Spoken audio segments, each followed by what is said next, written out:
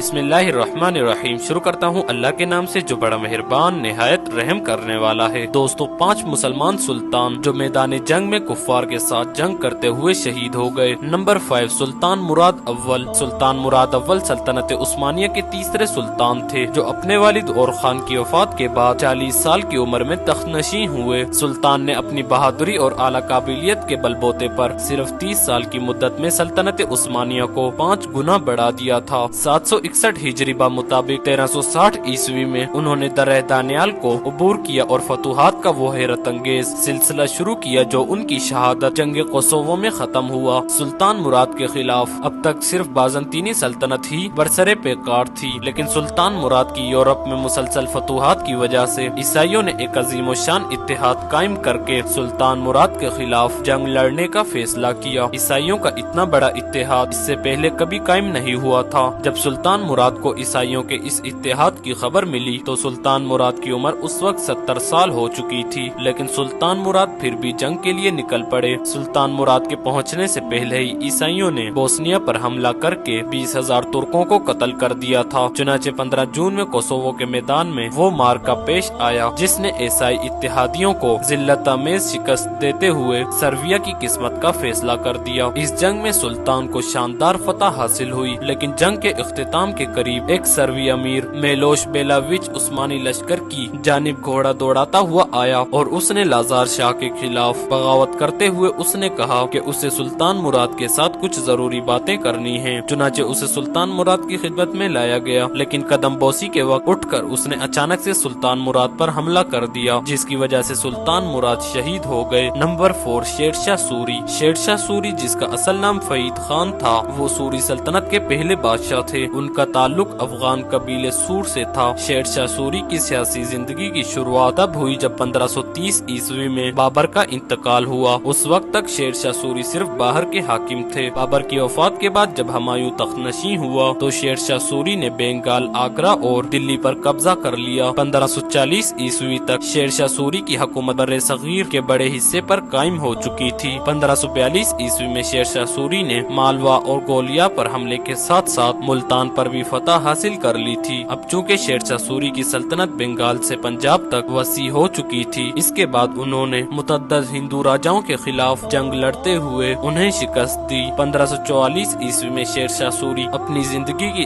آخری جنگ کے لیے روانہ ہوئے، جو کہ قلنجر کے ہندو راجا کیرت سنگھ کے خلاف تھی۔ شیرشاہ سوری کے لشکر کی اطلاع ملتے ہی کیرت نے میسور ہو کر جنگ لڑنے کا فیصلہ کیا۔ شیرشاہ سوری نے بھی اس قلعے کا سخت ترین محاصرہ کر لیا اور یہ محاصرہ کم و بیش 6 ماہ تک جاری رہا، لیکن اس محاصرے کے دوران جب شیرشاہ سوری کی فوج قلعے پر گولہ بارود پھینک رہی تھی، اچانک قلعے کی دیوار سے ٹکرا کر واپس اس جگہ آ لگا جہاں بارود کا ذخیرہ موجود تھا۔ شیرشاہ سوری اس کے قریب ہی کھڑے تھے۔ آگ لگنے کی وجہ سے شیرشاہ سوری شدید جلس گئے۔ شیرشاہ سوری کو اٹھا کر ان کے خیمے میں لایا گیا۔ شدت کرب کی وجہ سے وہ بے ہوش ہو جاتے، لیکن جو ہی ان کو ہوش آتا تو وہ کہتے کہ ڈٹے رہو اور آگے بڑھو، جب تک قلعہ فتح نہ ہو جائے چین سے نہ بیٹھنا۔ آخر اگلے دن عصر کی نماز کے وقت قلعہ فتح ہو گیا، تو جب شیرشاہ سوری کو یہ خوشخبری سنائی گئی تو پھر وہ مسکرائے اور کلمہ پڑھتے ہوئے شہید ہو گئے۔ نمبر 3، سلطان الپ ارسلان۔ سلطان الپ ارسلان سلجوقی سلطنت کے دوسرے بیدار مغز اور بہادر سلطان تھے، جن کے دور حکومت میں سلجوقی سلطنت کی سرحدیں بہت زیادہ وسیع ہوئیں۔ سلطان الپ ارسلان نے پہلے تو ہرات اور ماوران نہر کو اپنی سلطنت میں شامل کیا، پھر انہوں نے فاطمی خلافت کو شکست دیتے ہوئے مکہ اور مدینہ کو بھی اپنی قلمروں میں شامل کر لیا۔ اس سے سلجوقیوں کا اسلامی دنیا میں اثر و رسوخ بڑھ گیا۔ اس کے بعد سلطان الپ ارسلان نے جو بڑی جنگ لڑی وہ ملازگرد کی جنگ تھی، جو کہ بازنطینی سلطنت کے خلاف لڑی جانے والی ایک تاریخی جنگ تھی۔ ملازگرد کی یہ جنگ سلجوقی اور بازنطینی سلطنت کے درمیان مشرقی اناطولیہ میں لڑی گئی، جس میں سلجوقیوں کی قیادت سلطان الپ ارسلان اور بازنطینیوں کی قیادت رومناس چہارم نے کی تھی۔ جنگ سے پہلے سلطان الپ ارسلان نے بازنطینی لشکر کی پیش قدمی روکنے کے لیے معاہدے کی پیشکش کی، لیکن رومناس نے اسے ٹھکرا دیا، جس کے نتیجے میں موجودہ ترکی میں واقع جیلمان کے شمال مغرب میں ملازگرد کے مقام پر دونوں افواج کا ٹکراؤ ہوا۔ سلطان الپ ارسلان نے رومیوں کے خلاف شاندار فتح حاصل کی اور सल्जूकी सल्तनत की सरहदें अनातोलिया में मजीद आगे तक बढ़ गयी। ये जंग बाज़ंतीनी सल्तनत के जवाल का बाइस बनी और इसी जंग को सलीबी जंगों का बाइस समझा जाता है। जंग मलाज़गर्द के नतीजे में अनातोलिया हमेशा के लिए ईसाइयों के कब्जे से निकल गया। मलाज़गर्द की शानदार फतह के बाद सुल्तान अल्प अरसलान की शदीद ख्वाहिश थी कि तुर्किस्तान के तमाम इलाके इस्लामी सल्तनत में शामिल कर लिए जाएं। इस गर्ज से सुल्तान ने 2 लाख मुजाहिदीन का लश्कर तैयार करवाया और दरियाए जीवून को अबूर करते हुए सुल्तान अल्प अरसलान ने करीर के मुकाम पर पड़ाव डाला। इसी दौरान सरहदी किले के मुहाफिज ने सुल्तान अल्प अरसलान पर हमला कर दिया, जिसकी वजह से सुल्तान शदीद जख्मी हुए। सुल्तान अल्प अरसलान को फौरन तिब्बी इमदाद फराहम की गई, लेकिन सुल्तान का जख्म काफी गहरा था, जिसकी वजह से 24 नवंबर 1072 ईस्वी को आलमी इस्लाम के इस अजीम सिपह सालार की शहादत वाक़ हुई। नंबर 2 टीपू सुल्तान शहीद बरतानवी राज के खिलाफ और वतन की आजादी पर जान निशावर करने वाले शेरदिल हुक्मरान टीपू सुल्तान, जिन्होंने अंग्रेजों से हिंदुस्तान को निकालने की खातिर अपनी जान तक कुर्बान कर दी। टीपू सुल्तान से पहले उनके वालिद हैदर अली ने भी कई बार अंग्रेजों को इबरतनाक शिकस्तें दी थी। टीपू सुल्तान ने ऐसे अहद में होश संभाला जब बरे सगीर पाको हिंद की इस्लामी मुमलिकतें और सियासी खलफशार का शिकार हो चुकी थी।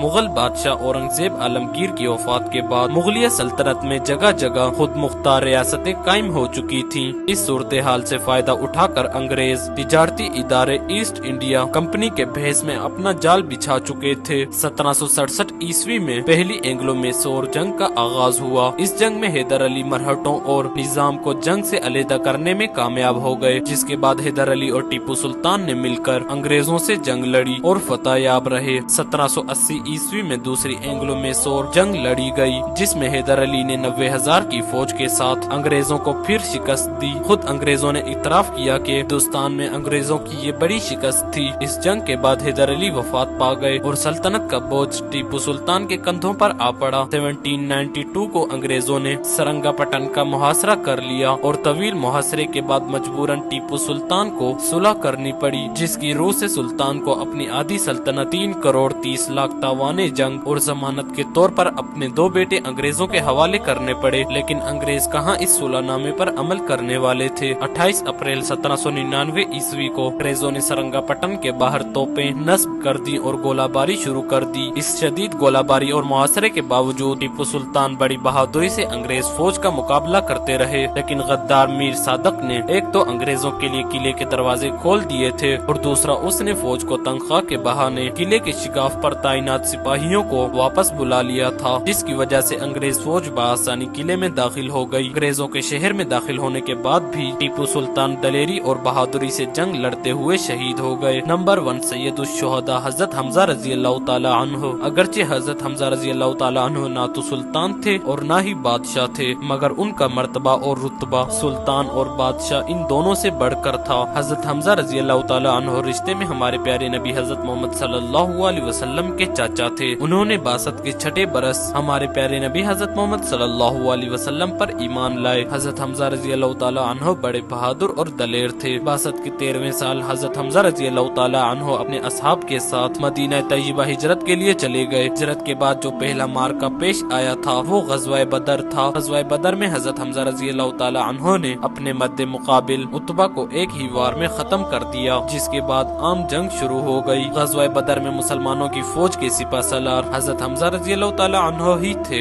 इस जंग में हजरत हमजा के हाथों बेशुमार कुफ्फार वासिले जहन्नुम हुए और मुसलमानों को इस जंग में शानदार फतह हासिल हुई। बदर की शानदार फतह के दौरान सैकड़ों कुफ्फार मक्का मारे गए थे, जिसकी वजह से उन कुफ्फार के लोहाइकीन बदले के लिए बेचैन थे। इसी वजह से कुरैश मक्का ने 3 हिजरी में मुसलमानों के खिलाफ फिर लश्कर कुशी की। हमारे प्यारे नबी हजरत मोहम्मद सल्लल्लाहु अलैहि वसल्लम ने अपने जानिसार साथियों के साथ निकलकर कोहे ओहद के दामन में कुफ्फार